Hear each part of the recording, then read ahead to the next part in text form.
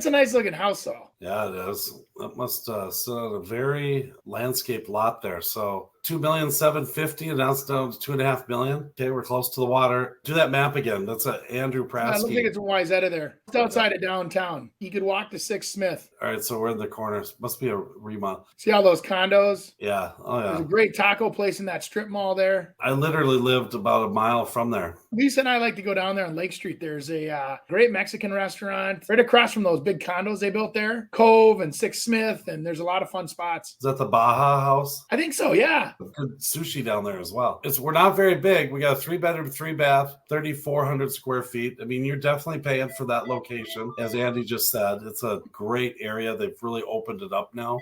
Obviously, this was a fill-in project built in 2016. So you're kind of getting down there. I mean, this might take the place of one of those condos that Mr. Prasky was just talking about. You know, it gets you downtown, it gets you that whole rustic feel.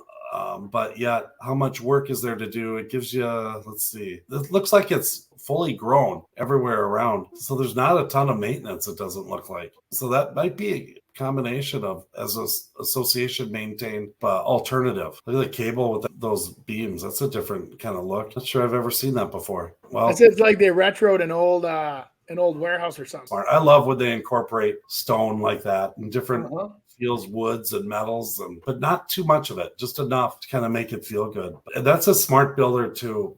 I mean, to incorporate little pieces like that and make them feel like they're actually there the whole time. Not an easy thing in which to be able to do, because look at those cabinets. Those are crazy cool. They have like that pickled wood inserts like that into a frame. A lot of detail there. That's $15,000, $20,000 bookcase. Yeah, you can get crazy on some cabinetry, that's for sure. I even like the way the window trim was like all lined up with the doors and everything. That to me is nice. A lot of builders don't do that. They'll just, the windows are off by an inch and they sit on. That forces everything to be level. And you mean incorporate the door within the window trim? Right. Yep. It's a nice house. I tell you, I give them that. I mean, at 2.5 down there, I mean, I think it was only 3,300 square feet. So it's not huge, but that outdoor space was super nice. It looks like this is part of it as well. Yeah, with a full screen front, you can open that baby up. Okay, get your lower level. Yeah, this is where you'll see it a lot. If you look out those windows, I mean, they're still trying to get light, but they're landscaping it to try to get that so they can maintain that levelness off of that main floor, because that's where you live. I mean,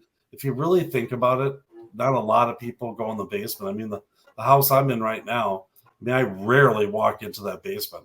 Everything's on that main floor. It's nice, but it turns into an entertainment type space. Yeah, got all your bourbons and your wines. And that's the other thing. You start the little oak mantle. Yeah, I mean, look at that thing. Just to stage that thing. I mean, look at all the liquor that goes in there, Andy. Holy moly. That house I was mentioning earlier, they used to have a liquor store locally here that would keep their wine cellar stocked once a week.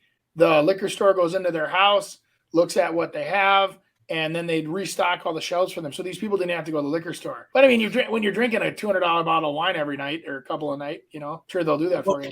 I wonder if you had a parade home that was really nice, if a liquor store would come in and stage it for you. Publicity out of it. I got my hand slapped a little bit with that, with doing the wine and cheese events. Apparently the firearm, tobacco, whatever, alcohol came in and said, you guys are distributing alcohol.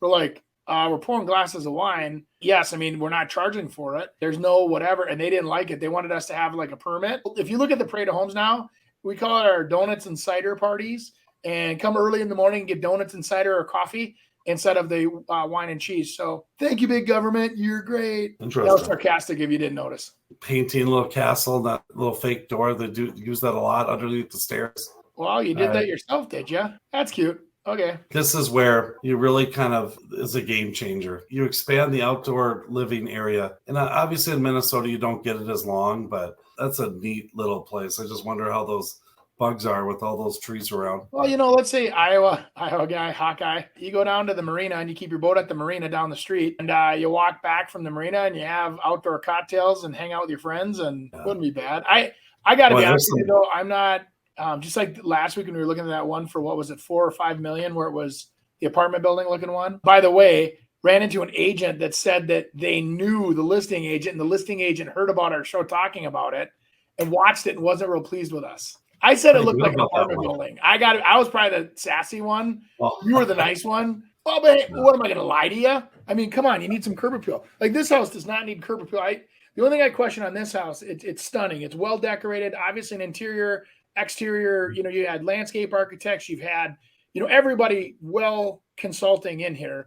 The only thing that I challenge is, you know, $2.5 million for 3,000 finished square feet. That's a lot of money. You know, it wouldn't shock me if you told me that house was 1.1 million. I'd also go, oh, you know what I mean? So it's like for me, I don't know. Wayzata is kind of commanding a lot for just the lots.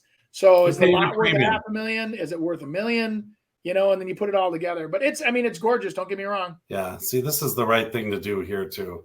Showing this is the lifestyle that you're going to get in downtown Wayzata. And I mean, it's just a hop, skip, and a jump from it. And the other part is, say you buy one of those condos, your association fee is $800 to $1,100 a month.